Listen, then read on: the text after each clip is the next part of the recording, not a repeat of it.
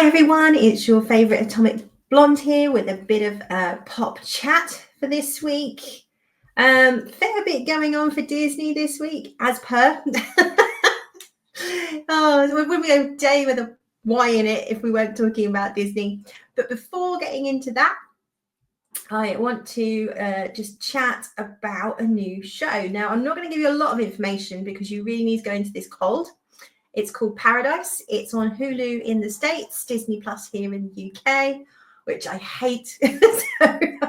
God, if we only had Hulu, I would not need Disney. Anywho, I digress.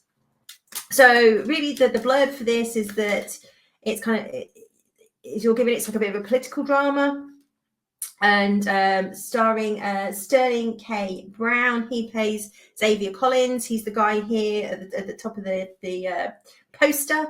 Any Supernatural fans will know him from that. He played an absolutely vile character in that show who I absolutely detested with a passion, which I think is quite after seeing him this show, it's actually like what a good actor he actually is. So he's a sort of secret service agent. He was looking after the president of the United States, obviously. And he's part of his detail to protect him. And basically, in the first episode, something happens to the president, shall we say. And then at the end of the first episode, there's something happens, and that's all I'm going to say. So at the end of January, 3 episodes dropped at once. We're now on episode 4. And I say so far so good. I'm really enjoying this show. What happens at the end of episode 1 just like blew my mind. Just didn't see it coming at all, and puts a completely different spin on this show. And I can't really say anything else, because if I do, it will kind of just give everything away. But what I will say is it's more than a political drama. I'm really enjoying this. I really hope it maintains this level of quality through the first episode. The president is played by James Marsden, who a lot of you will know, and the characterization, the writing so far, the characters is really good.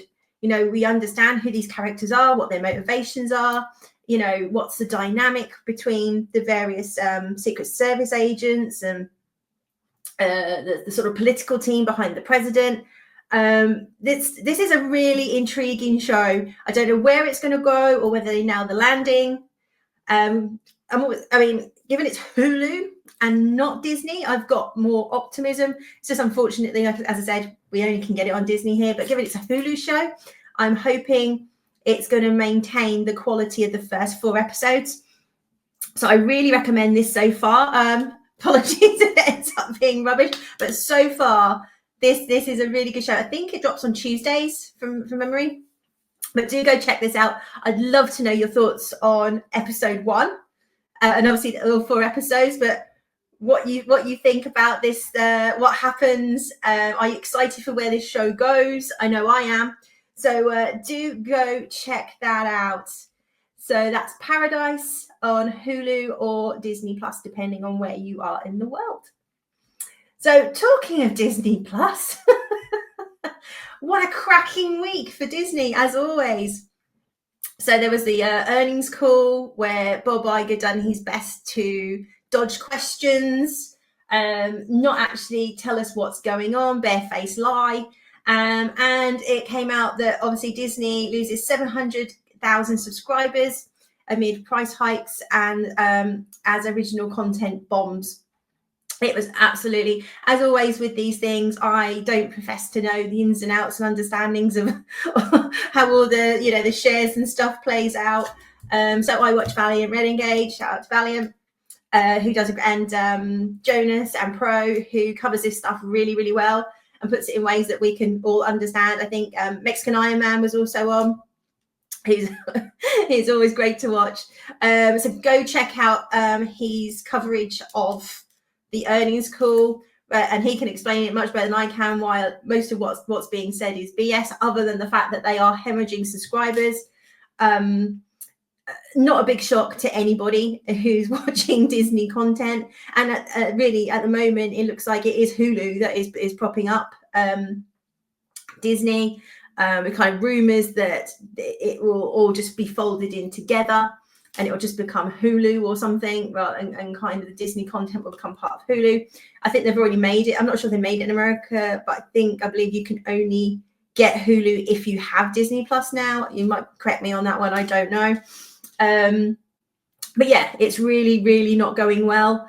Obviously, at the same time, not long before the call, we found out a couple of weeks ago, again, not a massive surprise to anybody that watched it, that The Acolyte is confirmed a ratings disaster. Disney disappears from Nielsen charts after just 3 weeks. It is the lowest, or it was the lowest rated Star Wars show until Skeleton Crew came out. And in fairness to Skeleton Crew, it was fine as a kid's show, but I think that really, really suffered on the heels of The Acolyte. If that had come up first, it could have maybe done a bit better. Who knows? But with all these constant stupid announcements that we're getting this film, we're getting that film, and Rey's coming back, it's pretty much everything that we don't want, they keep announcing. Same over at Marvel. I think this week we heard that they are toying, or Feige is toying with bringing Kang back now that Majors is out the doghouse. Even though that storyline was crashing and burning, the fans made it quite clear no one's interested in Kang. And the direction it seems to be going in now with Fantastic Four, and that is getting a much better reception. So, hey, let's just go back to the thing that nobody wanted. Great idea. And double fold, we heard rumors that in Black Panther 3, they were going to recast T'Challa, which also has gone down really well with the fans saying, like, this is what should have happened in the first place. Apparently, the directors come out and say, no, that's not happening. So, with Fantastic Four First Steps and the announcement of the Avengers films coming up, everybody's like, oh, maybe they are trying to change direction. Doesn't really feel like it. Like everything that the fans respond positively to, they seem to go, let's do the opposite. So it seems like normal service is resuming at Disney Marvel. And going on to Disney Marvel, well, we had this week that the creator or co-creator Rob Liefeld will no longer work with Marvel after Deadpool and Wolverine premiere. Ignite indignities. This is I think it was a Hollywood Reporter article. He was just basically saying how his family weren't invited to the after party following the premiere of Deadpool and Wolverine. He's been snubbed in other ways. And basically, it's, again, normal service resumes, that Disney just don't acknowledge or show any gratitude to comic creators. They're kind of a bit beneath them. All of that kind of thing, which is really, really sad to see. Because given the creative talent that we've seen, or lack thereof, coming out of these companies, they again, it's that hubris, we can do it better, but clearly you can't. So the complete dismissal of these comic creators and authors over the years that have given them this material and have been successful just beggars belief, absolutely beggars belief, that they're just so ignorant and just dismissive of the comic creators, or certainly the classic comic creators that actually produce good comics. So, it's unfortunately looking like Disney, Lucasfilm, Disney, Marvel really aren't pulling, or turning the corner as much as we first hoped. But again, time will tell. We'll have to see. But I think it's definitely a loss that the creator, no longer wants to work with Disney. And currently what's going on with Ryan Reynolds and his missus, Deadpool could be in trouble, in real trouble. We'll see. I think personally Ryan Reynolds will come out of it okay.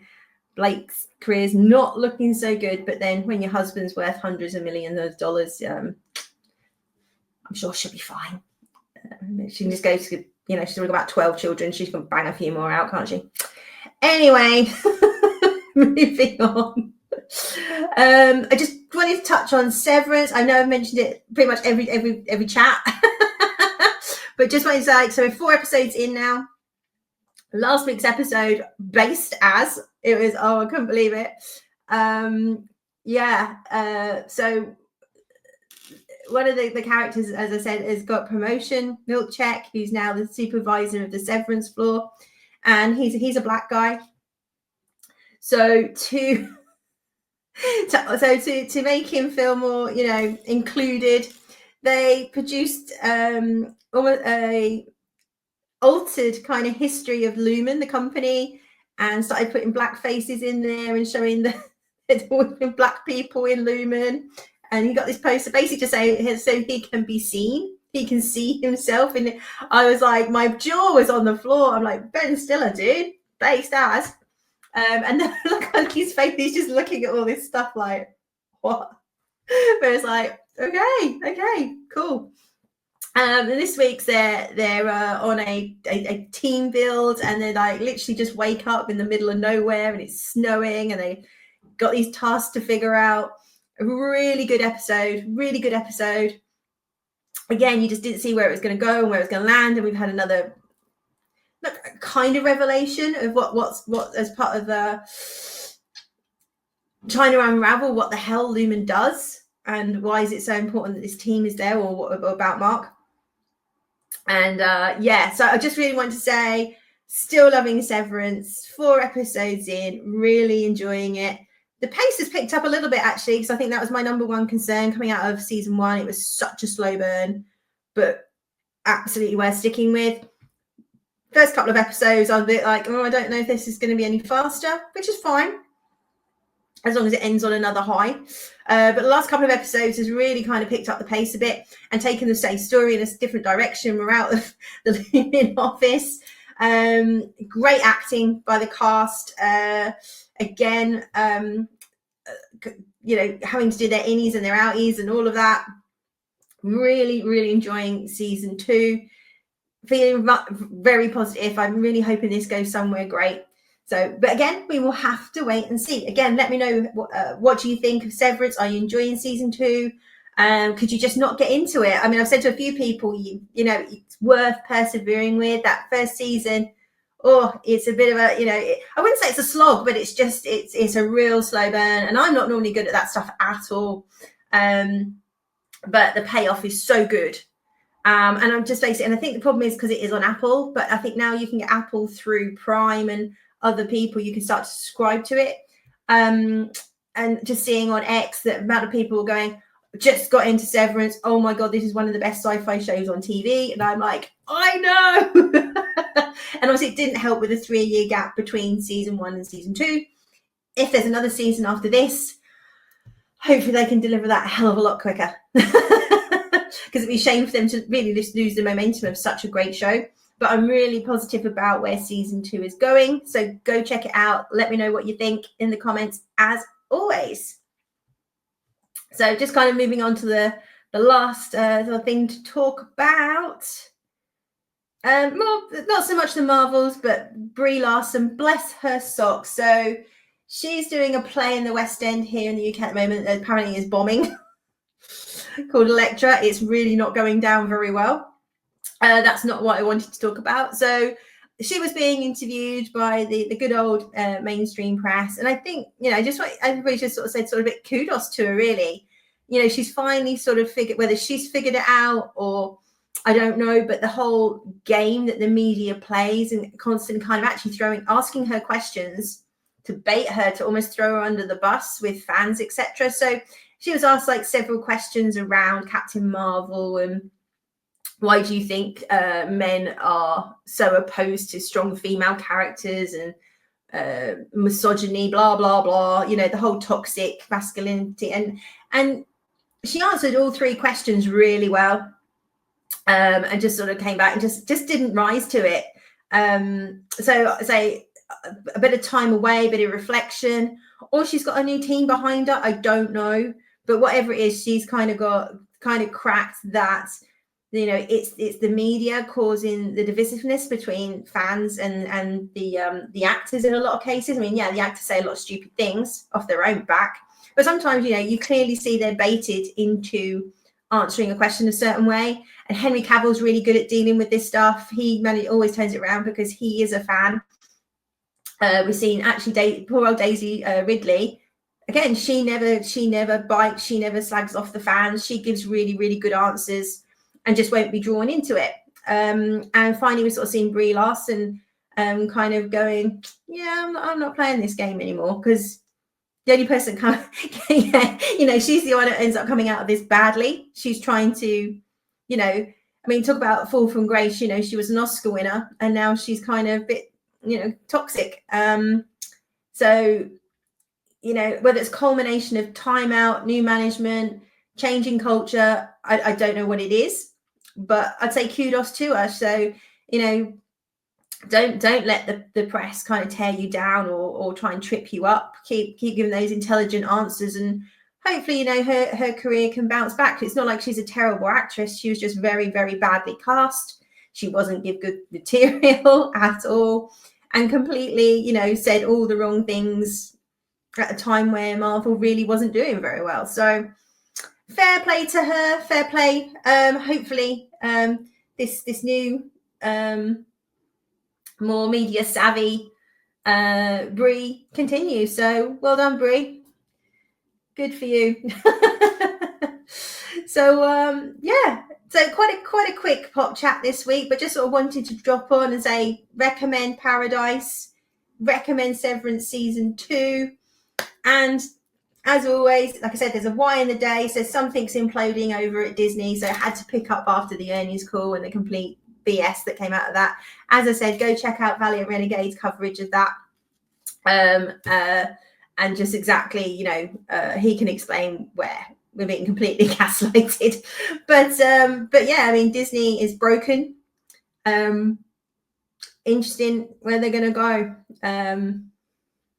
Especially as like every time we sort of see some green shoots of, hey, they're turning the corner. As I said, they're like, oh no, let's go back to Kang. Oh no, let's do this. And you're just head in hands. I mean, there's just nothing to watch on actual Disney right now. Nothing at all. As I've said many times, the only reason I have Disney Plus is for the Hulu stuff, because we don't have Hulu separately here. And people go, oh, we got a VPN. Yes, I've got a VPN, but then you've got to have an American bank account. We have to subscribe to Hulu, and I don't have an American bank account. So, you know, if you know a way around that, that's not illegal, obviously, let me know in the comments, because I'd love to get rid of Disney Plus. Also, it doesn't, like say, not a big shock, but also doesn't look like, obviously, Disney are going to be funding a season 3 of Doctor Who. Not a shocker there. Oh, and what's come out in the US aid, that US aid was funding the BBC, or part of the BBC, like 8% of income is coming from the US. So no wonder BBC News is so biased. It's wow. I mean, I think Elon put something up about all these countries, and you kind of go, you know, this is supposed to be such and such, and he got it wrong, like saying, oh, this is the BBC is basically government funded. It's not. I mean, there's, you know, the lion's share is still paid for by the British public, and at the moment, for ages we've been saying, it's been like defund the BBC. They're biased. Their content's, you know, not that anybody wants to watch. The only time the BBC's done really well was like Christmas Day, as ITV, which is its main rival over here, just don't even bother anymore. They just don't seem to try. But generally, like, people just don't watch the BBC anymore. They're quite disillusioned with it all, and we have to pay. It's going to be going up, so we have to pay. Again, it's going to be £170, I think, or £175 a year for something that I certainly don't watch anymore. So, and you only need a license if you're watching live TV.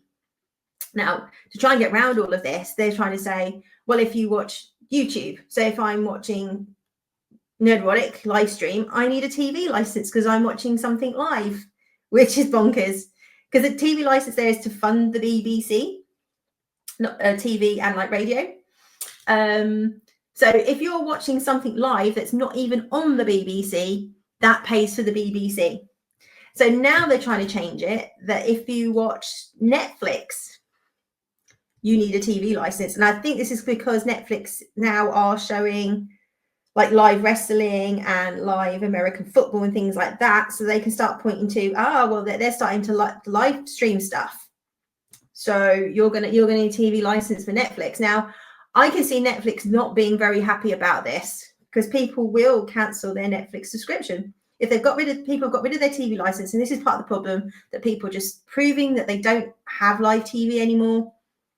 I mean, at the moment, I have Virgin Media box, and I'm going to get rid of it. I don't use it. I don't record anything. I used to use it for catch up, but with all the apps on my smart TV, I just do it through that now. And like I say, really, the only things I used to watch on BBC were Doctor Who,